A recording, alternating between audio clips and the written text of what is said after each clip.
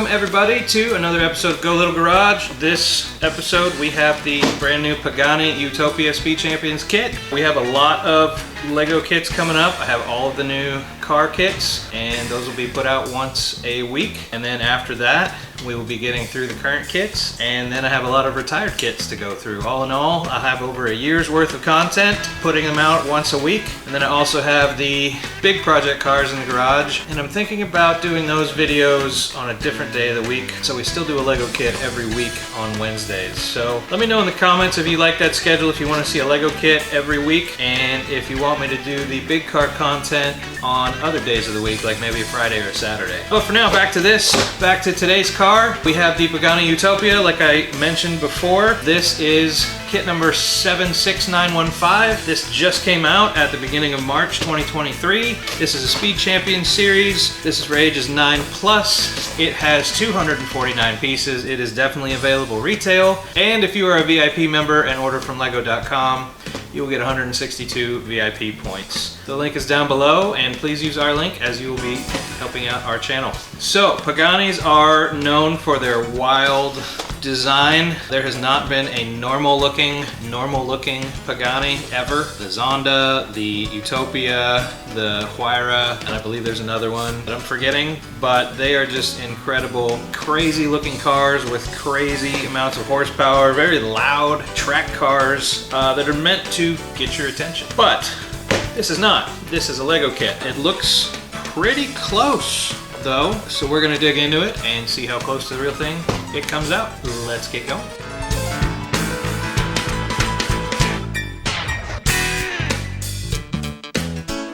All right, we have two bags. We have one manual, we have one little decal sheet with very few decals, which I'm very excited about.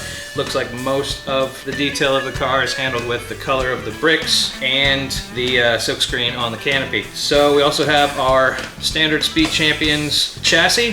So let's get going.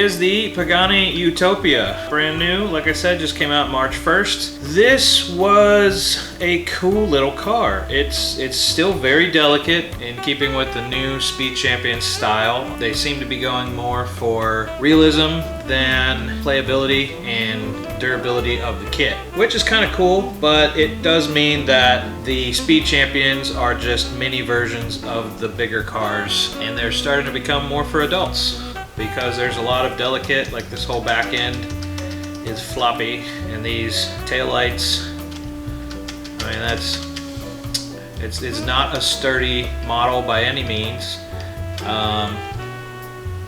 And if you touch it too much, it will fall apart. I understand that it has to be that way to get these angles, and they nailed the angles and it looks like the real car. But there's so many of these pieces that are just kind of clicked in, and even the top here, it can't go on with his hair. It has to be the dude with the helmet. So that's kind of disappointing. What I did like about it though, they used a lot of silk screening. I don't know if Pagani paid a little extra to have their kit silkscreen rather than a bunch of decals, but these could have been decals, but they're silkscreen. The canopy here is silkscreen, but that kind of has to be. The back piece here, that could have been a decal. I've seen that in other kits being a circle decal, but it is silkscreen. The little piece down here, the Pagani logo down here, is silkscreen, and I really like that. I love silkscreen parts. Number one, they're easier, but number two, they look cooler. There's no way to screw up the alignment of them like I kind of did on this one here, but not really. I guess it's okay.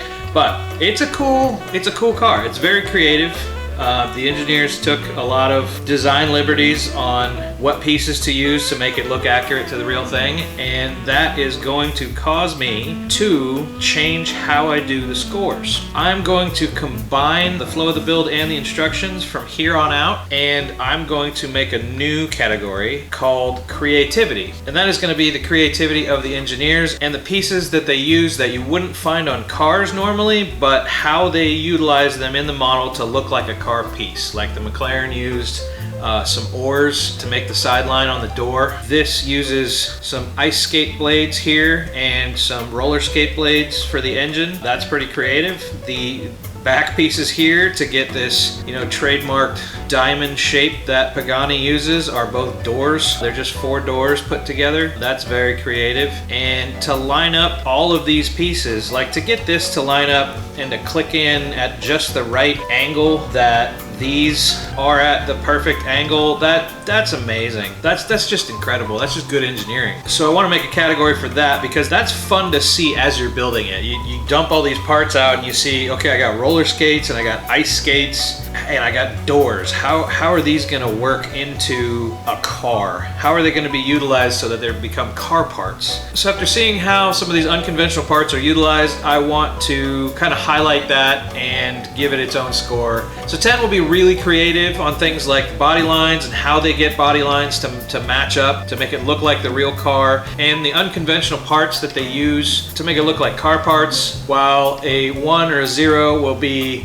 no creativity by the engineers, just standard brick parts, just bricks and decals, and nothing is used in any kind of a creative fashion. I did kind of have a gripe about how they did the body lines here. I know that they did 2 singles on top of 2 singles, and that's just, it's kind of clunky. I know that they wanted to get the round edge there. I understand that, but they could have used the round double to kind of lock it in and make it a little bit stronger there. But the body lines themselves, they did a really good job on it. That profile there is amazing. The back end here, how everything tapers back, and this is a really cool car. I like this one. It was a big ask to recreate some of the designs by Pagani because they are one of the car manufacturers that are pretty out there as far as design techniques and design practices. So they did a really good job on this. I'm impressed, and it'll probably reflect it in the score. Since we're changing up the categories, I'm going to change the score segment up completely. This short little segment is responsible for over 3 hours of writing, recording, and editing on its own, and it's not allowing me to get content out as fast as I'd like. So from now on, I'm just going to show the scores here and post the full list of scores on our website. And if you'd like more detail on why something got a specific score, we can talk about it in the discussion. Eventually, when I can shift to this channel full-time or afford an editor, I'll bring the narrated scores back, and I'll probably even start doing blog posts explaining the scores and builds in detail. For now though, I have to cut back a little for my own sanity, and to be able to continue to enjoy making this content. When it's a burden, it's time to change something. This will, however, hopefully free up some time to do Mini Kit Monday every week soon rather than every other week, so silver linings. Sorry if this is bad news to some, but thanks everyone for sticking around. Hopefully we'll be able to film more content rather than spend all that time editing. For now though, thanks for watching, and we'll see you in the next one.